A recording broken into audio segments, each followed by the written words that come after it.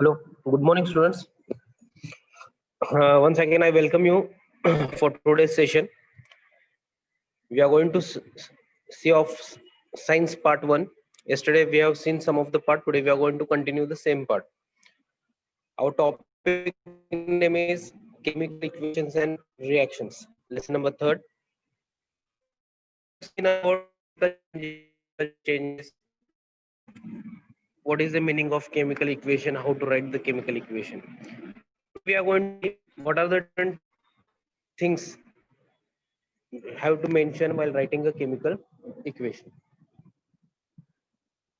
Page number 32. You can open your textbook, page number 32, writing a chemical equation. Right. In a chemical reactions are written on the left hand side while the product on the right side. Right? As you see, one equation is written in front of you. The equation is copper sulfate plus Zn zinc. And the product form is zinc sulfate and copper. Now, if you see the reactant, it is written on the left side, and the products are written on the right hand side.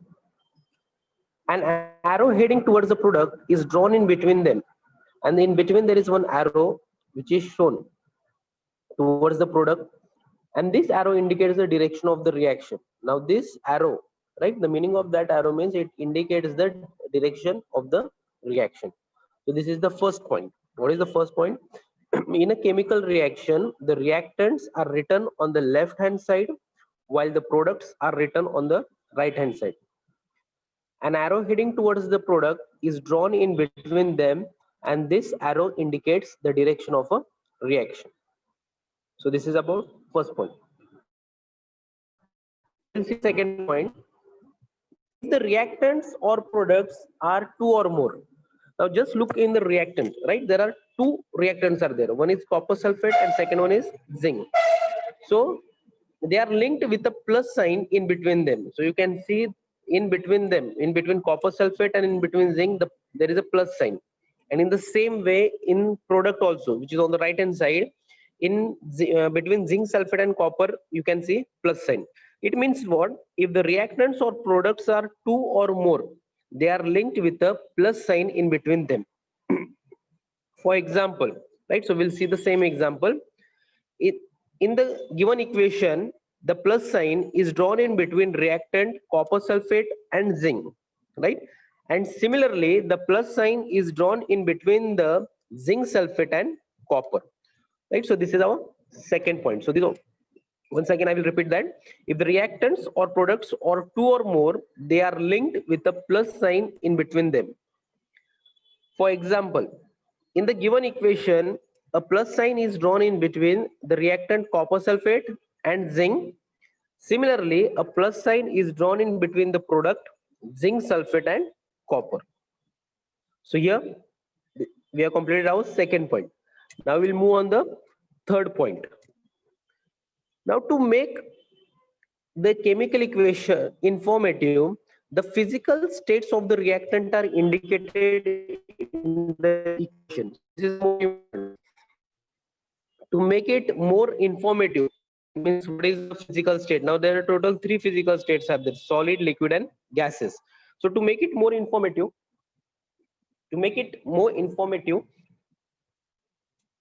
the different physical states are indicated. So once again, one more example we'll see. Now in front of you, one example is there. Sulfur dioxide plus hydrogen sulfide, the product formed is sulfur and H2O. Now if you see in the bracket, right, some physical states are given. So G means gases, S stands for solid, and L stands for liquid. So their gases, liquid, and solid states are indicated by writing the letter G, small l, and S in the bracket, respectively in the brackets. So you can see, so whatever the G, small s, and L, it is written, it means they are the physical states, that is gases. S stands for solid and L stands for liquid. So the one example is there in front of your screen. So what is that example? It means sulfur dioxide is in gaseous form, hydrogen sulfide is also in gaseous form, And the product form, that is sulfur and water, sulfur is in solid form and the water it is in the liquid form. Now we'll move further. Moreover, if the product is in gases, instead of G, it can be indicated by an arrow pointing upwards. Now just look on the left hand side, right? Two images are there. You can look on the left hand side. Suppose if the product is in gaseous form, right?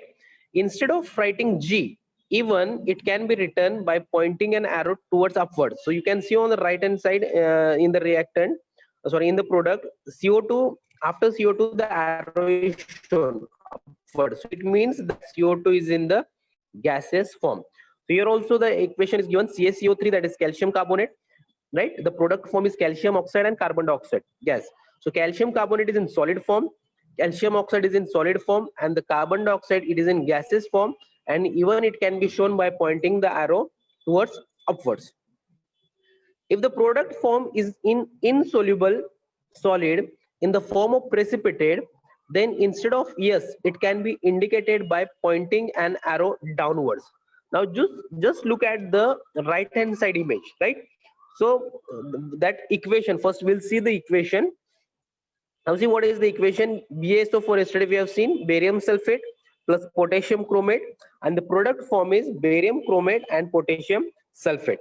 Now whatever the in bracket, whatever it is written, they are the physical state. So barium sulfate and potassium chromate, they are in the liquid state.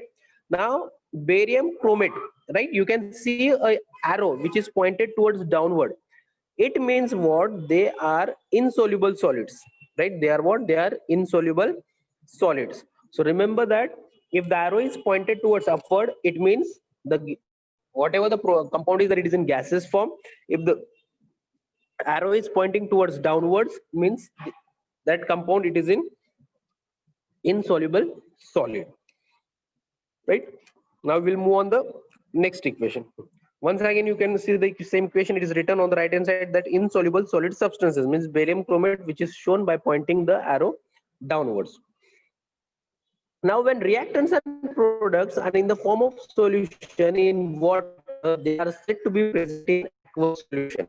Now understand the meaning of aqueous solution, right? So what is aqueous solution? When reactant and product are in the form of solution, right? When both the reactant and when both the product, when they are in the form of solution in water, they are said to be present in aqueous solution state. Now in front of you one slide is there. In that both, that is hydrochloric acid and sodium hydroxide, they both are in aqueous solution. And this state is indicated by writing the letter AQ in brackets. So that is shown by writing in brackets small letter AQ. So AQ stands for aqueous after their formula, right? So we'll see the equation. Before that, we'll see one. Now see what is the example given. HCl, that is hydrochloric acid and sodium hydroxide. When both are mixed together, right, the product form is sodium chloride and water. Now here the reactants are hydrochloric acid and sodium hydroxide, and the product formed is sodium chloride and water. So whatever sodium chloride and water they are there, they are in the aqueous form, right? They are present in the aqueous form, or they are present in the liquid form. Now, so this is here we have completed our third point, right? So the equation is given copper sulfate plus ZnSO4 plus Cu. So in bracket we can write aqueous, or the same example what we have seen, it can also be written. Now we'll move on the fourth point. When heat is to be given from outside to bring about a reaction, it is indicated by writing a sign like a triangle above the arrow that indicates the direction of the reaction. Now see, now you can see in the slide that on burner evaporating dish is there and it is heated. So we are giving heat from outside. So when the heat is given from outside, what we are doing, we are writing an like a triangle sign on the arrow. It means what? The heat is given from outside to complete the given following reaction, right? So we'll see the example of that. It is there in front of you. So see what is the example. Limestone, that is calcium carbonate. Yes, stands for solid. It is heated, right? and the product formed is slaked lime, that is calcium oxide. It is in solid state, and even the carbon dioxide gas is released. So that is in gaseous form. So this is our fourth point. So once again I will repeat that when heat is given from outside to bring about a reaction, it is indicated by writing a sign triangle on above the arrow, and that indicates the direction of the reaction. So for example, the reaction in which slaked lime is formed on heating limestone is given below. That is CaCO3. The product form is slaked lime and carbon dioxide gas. Now similarly, one more example is given. We'll go through that. Similarly, the fact that heat is released during the reaction between the aqueous solution of copper sulfate and zinc dust is indicated as follows. Now, one more example is given. Similarly, right, the fact that heat is released. Now, here heat is released means this is also an example of exothermic reaction, right? So there are two types, endothermic and exothermic. So this heat is released. Heat is released means what? This is also an example of exothermic reaction. So what is that? So during the reaction between the aqueous solution of copper sulfate and zinc dust, what happened? The heat is released. So already we have seen this equation. So what is the equation? Copper sulfate, it is in aqueous, zinc, it is in solid state, and the product formed, it is zinc sulfate, which is in aqueous state, plus copper, and the heat is released. So the same example is reaction equation. It is also an example of what? Example of exothermic reaction, right? So 2-3 examples we have seen. Now we'll move on the next point, fifth point. Now see, it is necessary to fulfill certain conditions like specific temperature, pressure, catalyst, etc. Now these are also very important points, right? Whenever some reactions are taking place, there are some catalysts, specific temperature has to be maintained. So then only what happens, the reaction goes on smoothly. So the next reaction that only we are going to see about. So these are some conditions are required like temperature, pressure, catalyst, right? So we'll see one example of that. Now see, these conditions are indicated below or above the arrow by indicating the direction of the reaction. Now whatever this temperature is there, or even pressure or catalyst, whatever, these things are mentioned on the arrow, whether it is above the arrow or downwards. So it can be mentioned there. So for example, the reaction of a vegetable oil takes place at the temperature of 60 degree, right? One example is given. So what is the example? The reaction of a vegetable oil takes place at a temperature of 60 degrees Celsius with hydrogen gas in presence of nickel. Ni means nickel catalyst is written as follows. So what is the reaction? Vegetable oil is in liquid state. Hydrogen gas, it is in gaseous form. So here the catalyst used is nickel, and the temperature is 60 degrees Celsius, and the product formed is what? It is vanaspati ghee, which is in solid state, right? So this is an example. So by showing that which are the different conditions are there. So here the temperature is mentioned, and even the catalyst. Now what is the work of the catalyst? Catalyst is they complete the reaction in a very fast process, means it takes very less time. So that is the work of the catalyst. So this is the example. Once again we'll see the fifth point. It is necessary to fulfill certain conditions like specific temperature, pressure, catalyst, etc. to bring about some reactions, and these conditions are written or indicated below or above the arrow, indicating the direction of the reaction. For example, the reaction of vegetable oil takes place at a temperature of 60 degrees Celsius in presence of the catalyst nickel, right? And the product form is what? It is vanaspati ghee. Clear? So this is about fifth point in writing a chemical equation. We'll move on the last point, point number 6. Now see, special information or names of reactants or products are written below the formula. Now this is the most important thing. Even when whenever you are writing any equation, right? Below that, we have to write the names of that. Now one example is there in front of you. The reaction, just we'll see what is the example of that. Copper on reaction with concentrated nitric acid, right? Copper on reaction with concentrated nitric acid give reddish colored poisonous nitrogen dioxide gas. Now here NO2, that is nitrogen dioxide gas, which is very poisonous, and the name is written below the equation. So what is the equation? Cu, that is copper plus nitric acid HNO3. The equation is balanced. What is formed? Copper nitrate plus nitrogen dioxide gas and with water. So here the solution is concentrated, right? Because one more equation we are going to see where copper reacts with nitric acid only in the, it is in the dilute nitric acid. Now see what is the second one. Now here two images are there, right? Two equations are written.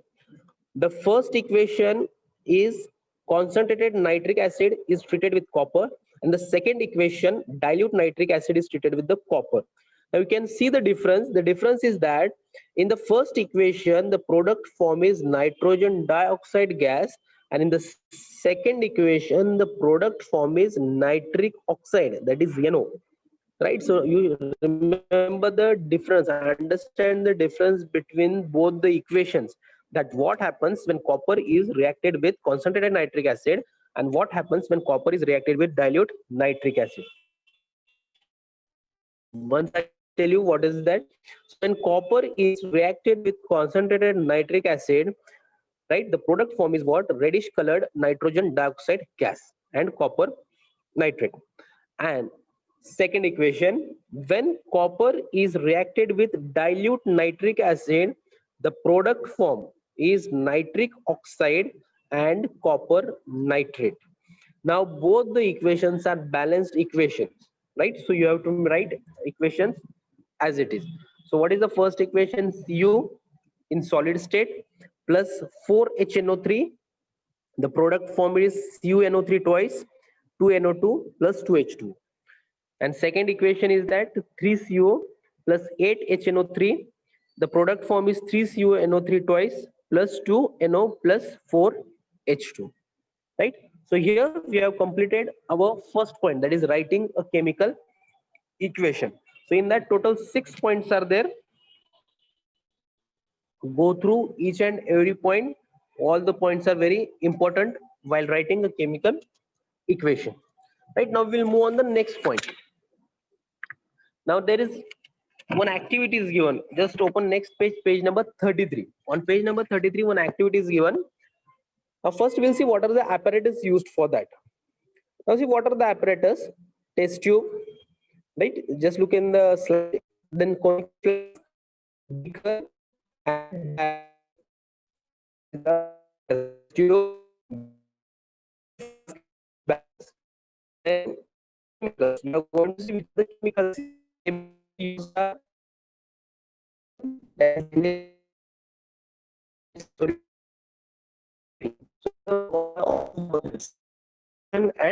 nitrate solution. Now we'll move on the procedure. We'll conical flask and silver nitrate solution in test tube. So we have to, so what we have to do, we have to take sodium chloride solution in a conical flask and we have to take silver nitrate solution in a test tube. Now tie a thread to the test tube and insert it carefully into the conical flask. Now what we have to do, in the test tube the solution is silver nitrate. So we'll take one thread and we'll tie that test tube and we'll insert that test tube inside the conical flask in which the sodium chloride solution is present. Make the conical flask airtight by fitting the rubber cork. Now if you see in the next image, right, on the left you can see here the conical flask is open and here it is fitted the rubber cork. So upside on the top you see the rubber cork is there, so it is totally fitted. So no air will go outside and no air will be there. So and after that what we'll do, we'll weight the conical flask with the help of balance. So we are going to weight the conical flask. So what is the weight? Just remember the weight. After measuring that, the weight is 300.23 gram. right? So what is the weight? 300.23 gram. Now what we'll do, now tilt the conical flask and mix the solution present in the test tube with the solution in the conical flask. What we are going to do, the solution which is present in the conical flask, that is sodium chloride and silver nitrate, which is present in test tube, we'll shake it and mix it the solution. So both the solutions will be mixed together. Once I will do, will wet the flask again, and once I will wet the flask. There are some now see what questions. Which change did you find? Did any in substance form was any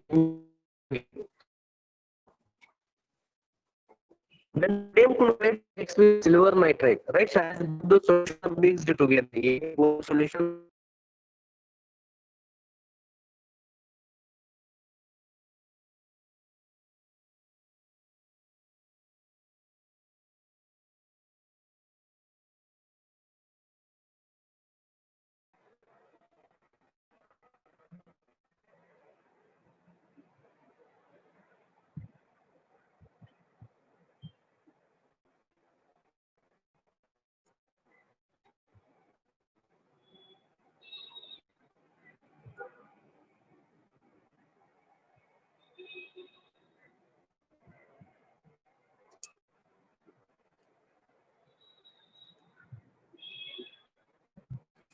So when solution, white precipitate of silver solution. So the product silver chloride.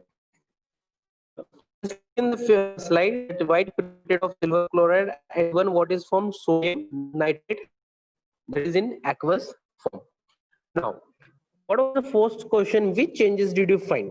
Now, what do you find any change in the weight? No, there is no.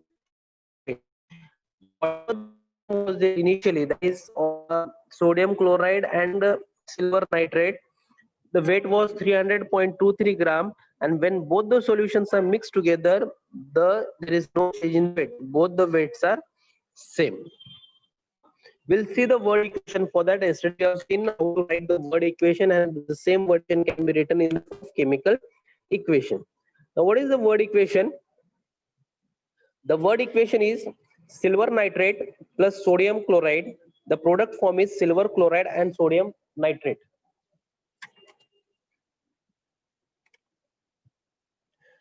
Right. So what is the word equation? Nitrate and both are reacted together. So the product form is silver chloride and sodium nitrate. So this is word equation. Right. The same word equation will in the form of chemical equation. So what is the chemical equation? AgNO3 plus NaCl. The product is what? AgCl, that is silver chloride, and NaNO3, that is sodium nitrate. Now here whatever the AgCl is there, that is silver chloride, that is soluble substances, because if you see in the chemical equation, that is pointing towards downwards, it is insoluble precipitate, which is shown on page number 33 of your textbook. Right, so here we have completed our activity. So in short, once again I will tell you what is this activity. Now, when initially what we have done, we have taken a solution of sodium chloride in a conical flask, and we have taken solution of silver nitrate in a test tube, and we have measured that, right? Together means we have inserted the silver conical flask in the test tube in the conical flask, and we have measured that. After measuring, we have what is the weight? The weight was near about 300.23 gram. Now, after that, what we are going to do, we are going to mix both the solutions. Both the solutions means solution of silver nitrate and sodium chloride. We are going to shake it and we are going to mix it. So after mixing it, what we'll get, the reaction takes place. And the reaction takes place, and what happens? The product form is white precipitate of silver chloride, and along with that, we'll get a solution of sodium nitrate. And the same conical flask, just we are going to, once again, we are going to measure that. So after measuring, what we'll get the weight as 300.23 gram. It means what? Both that, right? Means initially also the weight was same, and the later on also the weight was same. And the reaction is there: silver nitrate plus sodium chloride. The product form is silver and sodium nitrate solution. So that is one equation, and the same thing can be written in a chemical equation, that is HCl form is AgCl sodium nitrate NO3. We'll see the use, that where the silver nitrate is used. First point is silver nitrate is used in water sinks, right? So whatever the ink is there, which we are during the election time, which is applied on the fingers, so that is it is made for it is silver nitrate. Also along with it is used in the ceramics. Silver nitrate, where it is used in the ceramics. Along with that, we'll see one more examples of silver uses of silver nitrate. Now this silver nitrate is used in the manufacture of explosives like silver acetylide and silver azide. So remember that again, as we have silver nitrate is used in the water sinks. Along with that, silver nitrate is also used in the manufacture of explosives like silver acetylide and silver azide. Again, the silver nitrate it is used in the dyes, hair dyes, and also it is also used in the photography. So these are uses of silver nitrate. So what are the uses of nitrate? Is also in the manufacture of explosives like silver acetylide. You can write in textbook because they're not mentioned in the textbook. You can write silver nitrate is used in the manufacture of explosives like silver acetylide, also in the silver azide. Similarly, it can be also used in the manufacturing of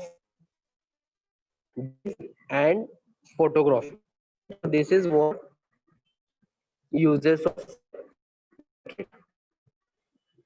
So this is about equation. So once again, I will repeat the same thing, how to write the chemical equation. So these are the most important thing.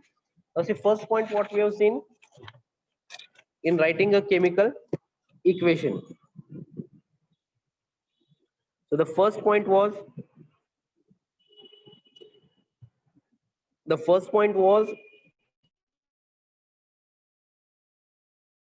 the reactants are written on the left hand side while the products are written on the right hand side. Right, so as we have seen, an arrow heading towards the product is drawn on between them, and this arrow indicates the direction of the reaction.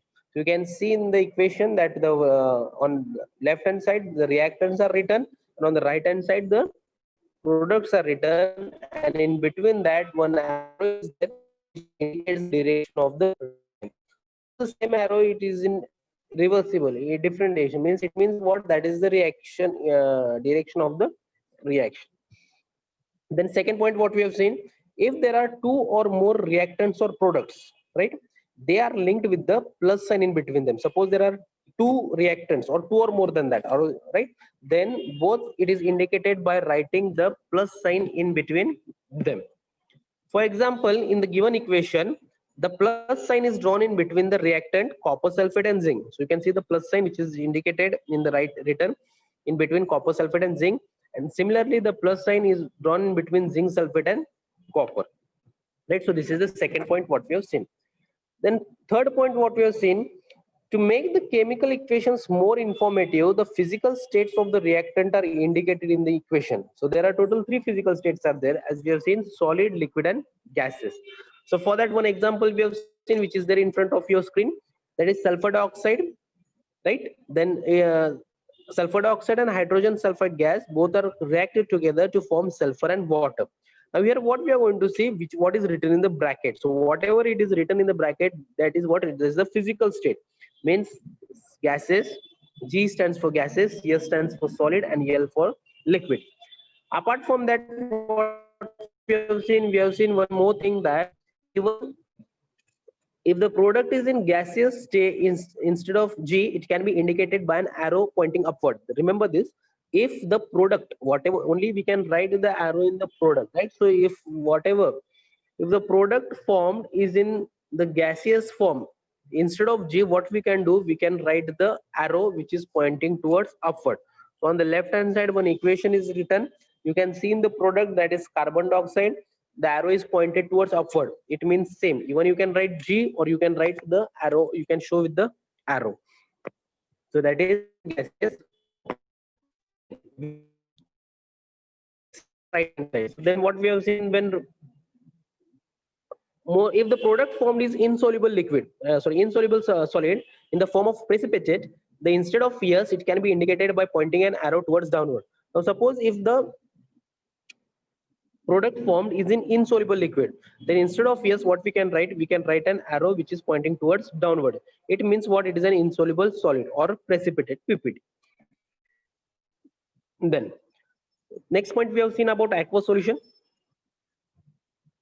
that when reactants or products are in the form of solution in water, they are said to be present in the aqueous solution state. So whenever the reactant and product both are in the solution form, it means what? They are in the aqueous solution state. And how it is mentioned? By writing an AQ in the bracket. One example is given. So what example, when hydrochloric acid and sodium hydroxide, when both are reacted together, the sodium chloride and so here reactants are hydrochloric acid and sodium hydroxide, and the product form is sodium chloride and water. And here sodium chloride, NaOH and HCl, both they all are in what? They all are in aqueous form. So this is the third point. Then fourth point we have seen about the heat. Suppose when heat is given from outside to bring the chemical reaction or to complete the reaction, it is indicated by writing a triangle sign on the arrow that indicates the direction of the reaction. Now here in this, what we are doing, we are giving the one heat outside. So what we are doing while writing the chemical equation, we have to write triangle sign on the arrow. It means what? That heat is supplied from outside. The example is of limestone. The reaction in which slaked lime is formed on heating limestone. It is given there. That is CO3 in solid state. It is given. So what is slaked lime and carbon dioxide gas? This was our fourth point. Similarly, the fact that heat is released during the chemical reaction between the aqueous solution of copper sulfate and zinc dust, it is indicated as follows. And similarly, if the heat is released, right now, as I told you, this is also an example of what? This is an example of exothermic reaction. Why? Because here heat is released. So similarly, the fact that heat is released during the reaction between the aqueous solution of copper sulfate and zinc dust is indicated in the given equation. So this was our fourth point. Then fifth point, what we have seen, it is necessary to fulfill certain conditions like specific temperature, pressure, catalyst to bring about some reaction. So there are some catalyst or some certain conditions are there to complete some reaction. So for example is what? So these conditions are indicated or below or above the arrow indicating the direction of the reaction. So we have seen the example. The reaction of vegetable oil takes place at the temperature of 60 degrees Celsius in presence of catalyst nickel. What we get the vanaspati ghee in the solid state. So what is the reaction? Vegetable oil in liquid state plus hydrogen in gaseous form. Now here the temperature is 60 degrees Celsius and the catalyst is used nickel, and the product form is what? It is vanaspati ghee in solid state. Then afterwards we have seen the last point, that is what happens when copper is treated, right? When copper is reacted with the copper dilute nitric acid and concentrated nitric acid. So that we have seen. Now see, in the first equation, what we have seen, when copper is reacted with concentrated nitric acid. So here the product formed is what? Reddish colored poisonous nitrogen dioxide gas. So what is the reaction? CuHNO3, that is in aqueous form. The product form is CuNO3 twice and 2NO2, that is copper nitrate and nitrogen dioxide. And similarly, what happens when copper is reacted with dilute nitric acid? So in the second equation, you can see when copper is treated with dilute nitric acid, here the product form is nitric oxide gas. So the reaction is that 3Cu plus 8HNO3. Then what is product form is 3CuNO3 twice plus 2NO and plus 4H2. Now both the reactions you have to write and practice, because the question can be asked in this way, that what happens when copper is treated with concentrated nitric acid. So you will write the first reaction, and suppose if the question is asked what happens when copper is treated with dilute nitric acid, you have to write the second equation. So these are the things we have seen about writing a chemical equation. And further we have seen one activity. So that activity is about what happens when sodium chloride solution and silver nitrate are mixed together. So some apparatus we have seen: test tube, conical flask, beaker, balance, beam balance, etc. Then the solutions used are sodium chloride solution and silver nitrate solution. Then first one, what we have done, we have taken some sodium chloride solution in a conical flask and silver nitrate solution in a test tube, right? Then what we'll do, we'll tie one thread to the test tube and we will insert that in the conical flask. Both the solution should not be mixed. And after that, we'll take one rubber cork and we will fix it on the top. Means the air should not go outside or it should not come inside, and we'll weight it. So after measuring that, we'll get whatever. So here we are considering that the weight of that conical flask is 300.23 gram. Now further, what we are going to do, we are going to shake that conical flask and we are going to mix both the solutions which is present in the conical flask and which is present in the test tube. So what will happen after mixing the solutions? The reaction will take place. And what reaction will take place? Both the solutions will mix and we'll get the white precipitate of silver chloride solution, right? And along with that also we'll get a sodium nitrate solution. So when both the solutions are mixed together, after the solutions are mixed together, what we'll do, we'll once again measure the weight of the conical flask. So once again, if we measure the weight of the conical flask, the weight will be same, right? So the question is asked in front of you, do you find any change in the weight? No, there is no change in the weight. Initially also the weight was same, and even though after is also the weight is the same. All right, and afterwards we have seen what is the word equation. So the word equation is there in front of you: silver nitrate plus sodium chloride. So the product form is what? Silver chloride and sodium nitrate. And the same equation, word equation, can be written in the chemical equation. So formula for silver nitrate is AgNO3, sodium chloride NaCl, silver chloride AgCl, and sodium nitrate is Na3NO3, right? And last point, what we have seen, what are the uses of silver nitrate? As I told you, silver nitrate is used for the in the motor rings, right? It is also used in the preparation of ceramics, right? So silver nitrate is used in the water rings, it is used in the ceramics. Then silver nitrate is used in the manufacture of explosives. So some names are given, which are the explosives, like silver acetylide, and the second one is silver azide. So these are the explosives in which the silver nitrates are used in the for the preparation of this silver acetylide and silver azide. And the last use, what we have seen, that silver nitrate is used in the dyes, and also it is used in the photography, right? So here we have completed today's point, right? So I hope so all students have understood, because maybe I repeated 2 times both the things once again. So hope so all students have understood this. If any students have any doubt, you can ask it.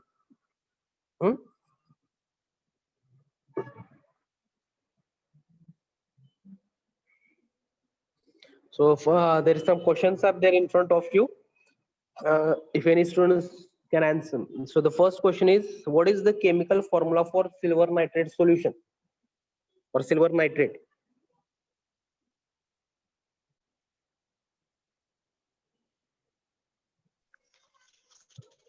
Sir इसका answer है AgNO3. Hello, what is chemical formula for silver nitrate?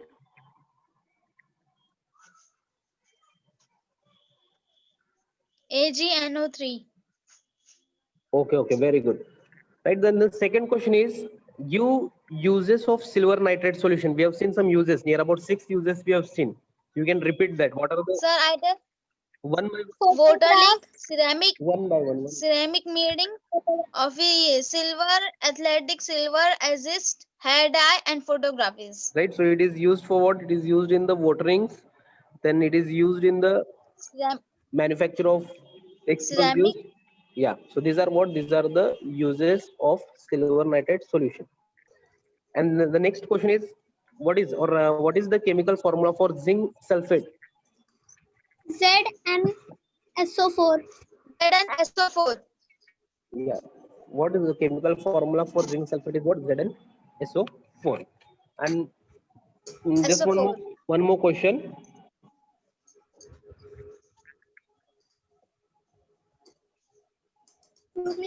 One more question. Just I want to ask you that we have seen one equation of copper and dilute concentrated nitric acid. So just my question is, what happens when copper is reacted with concentrated nitric acid, which product is formed?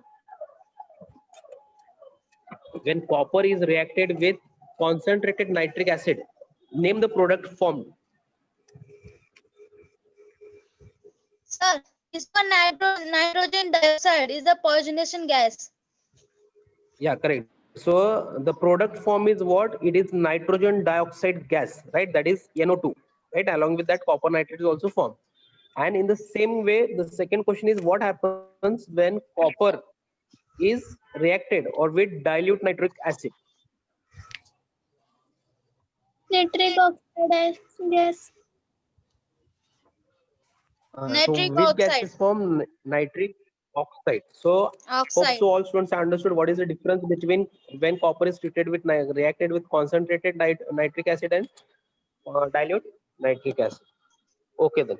So what you can do, whatever Yes, sir. the examples or whatever the equations are there that you can write and you can practice. Up to now what we have seen yesterday also we have seen some of the reactions, right? And today also we have seen some of the reactions. All the chemical formulas you can write on one paper and you can by heart that, because that is the most important thing. You should know each and every chemical formula and how it has written. Clear? Now next point is that how to balance the chemical equation. That point we'll see tomorrow, how to balance a chemical equation. Okay then, thank you students. Thank you, sir. Thanks.